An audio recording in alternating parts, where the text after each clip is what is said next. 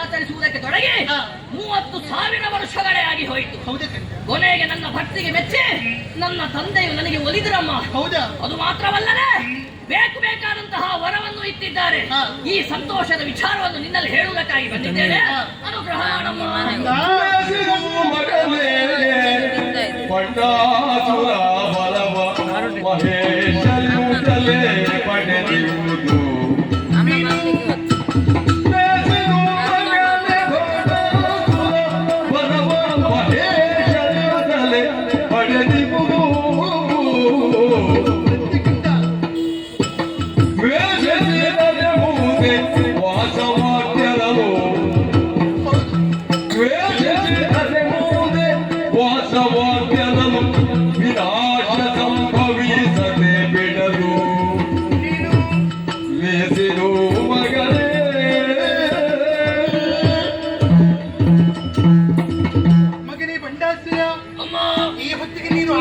ಮಾತನ್ನು ಕೇಳಿ ಮನಸ್ಸಿಗೆ ಸಂತೋಷವಾಯಿತು.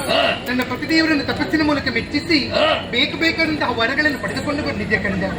ಆದ್ರೆ ಹೊತ್ತಿಗೆ ತಾಯಿ ಅಂತ ನಾನು 2 ನೀತಿಯ ಮಾತನ್ನು ಹೇಳೋದಕ್ಕೆ ಸಿದ್ಧರಾಗಿದ್ದೆ. ಲೋಕದಲ್ಲಿ ಯಾವುದೇ ಕಾರಣಕ್ಕೂ ಕೂಡ ಅಧರ್ಮದ ಕೆಲಸವನ್ನು ಮಾಡಬಾರದು ಕಂಡ.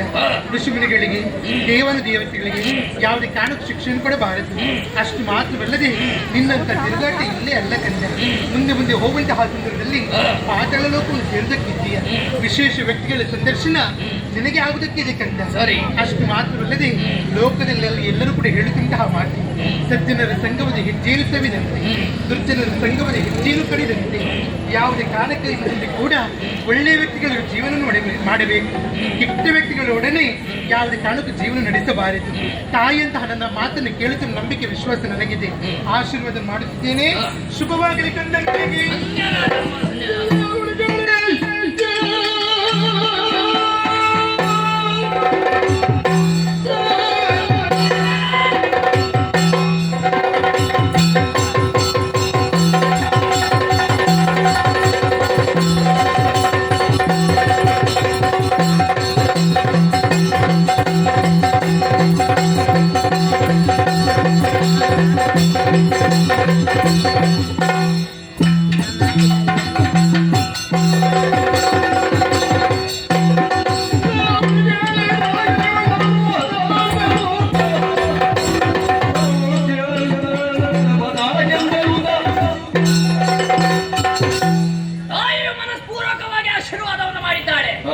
ನನ್ನದಾದಂತಹ ಸಾಧನೆಯ ಪಥದಲ್ಲಿ ಯಾವ ಅಡೆತಡೆಯೂ ಇಲ್ಲ ಎಂಬುದಂತೂ ಸ್ಪಷ್ಟವಾಯಿತು.